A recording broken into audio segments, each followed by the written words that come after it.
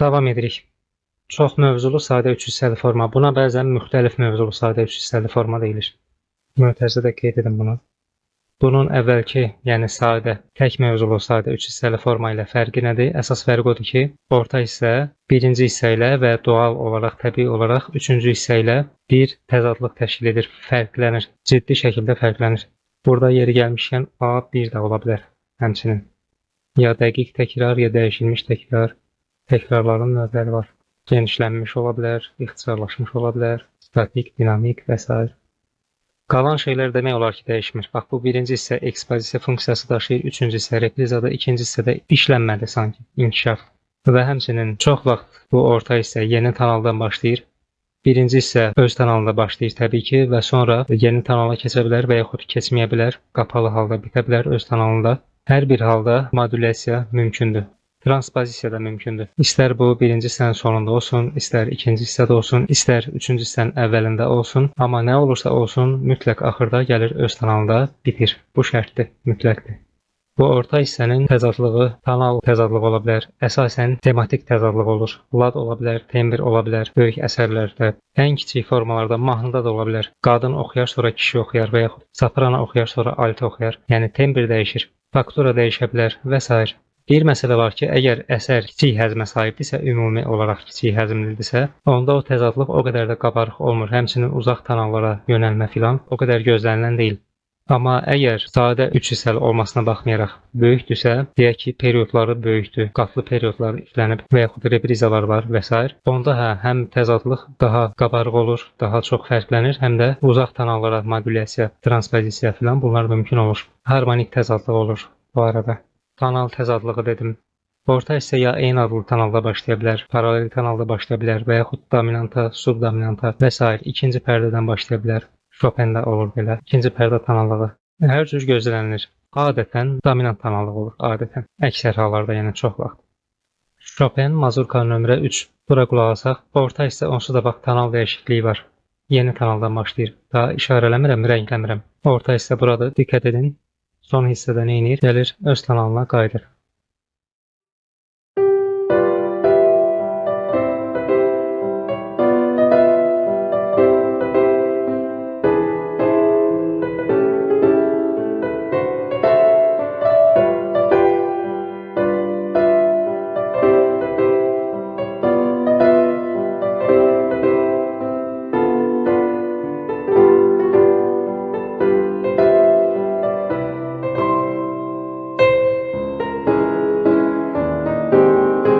Orta hissə.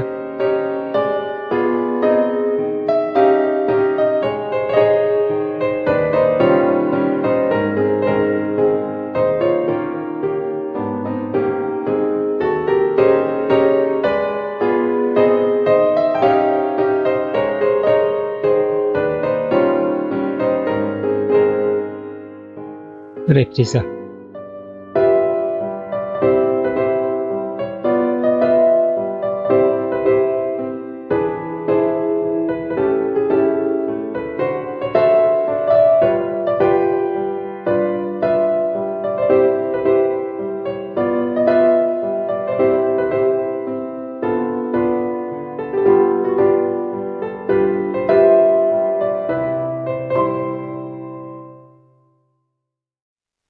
Orta hissədə həm tonal dəyişdi, həmçinin tematizm dəyişdi.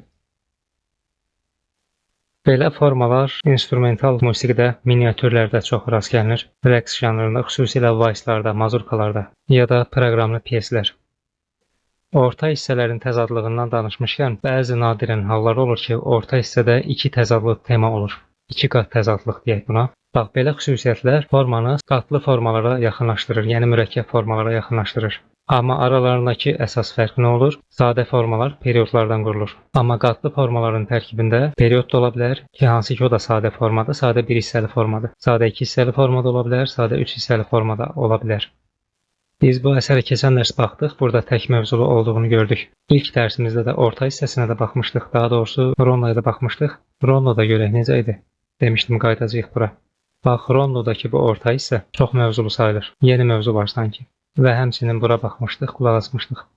Bax, bura çoxdakı hamısı 16-lıqlarla gedir. Fərqlidir, təzad təşkil edir. A hissədir, B'dir və yenə A gəlir. Bu final xəttinə qədər. Çox mövzuludur. Reprizası haqqında da gələn dərs danışarıq. Xülasə, çox və yaxud müxtəlif mövzulu sayda 3 hissəli forma necə olur? Birinci hissə A əsas tonallıqda başlayır. Əsas tonalda bitə də bilər, dəyişə də bilər tonallıq. Burada nə olur? Mövzunun period formasının istənilən növündə ifadəsi baş verir. Təqdimatdır bura, ekspozisiyadır. Orta hissə, ikinci hissə B. Adətən burada dominant tonallığına keçid olur. Təbii ki, yenə deyirəm, başqa tonallıqlar da mümkündür. Yeni mövzunun period formasının yenə istənilən növündə ifadəsi baş verir burada da. A formasının elementləri də, motivləri, materialı burada işlənə bilər qismən. Bu dediyim ən çox bu birincidə baş verir, tək mövzulda olur. Bu birinci hissənin motivlərini, materiallarını burada işlədir.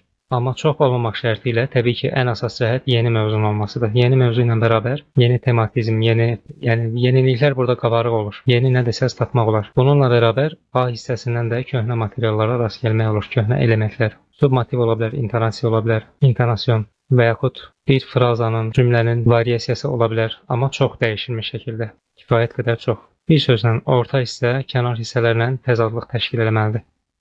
Üçüncü hissə, burada ya A-nın olduğu kimi təkrar olur, ya da dəyişilmiş şəkildə təkrar olur. Təkrarların çox növü var. Elə bundan sonraki dərsimizdə təkrarlarla bağlı olacaq. Növbəti dərsimizdə repriza dərsidir. Formanın üçüncü bölməsi. Yeni dərsimizdə görüşərik.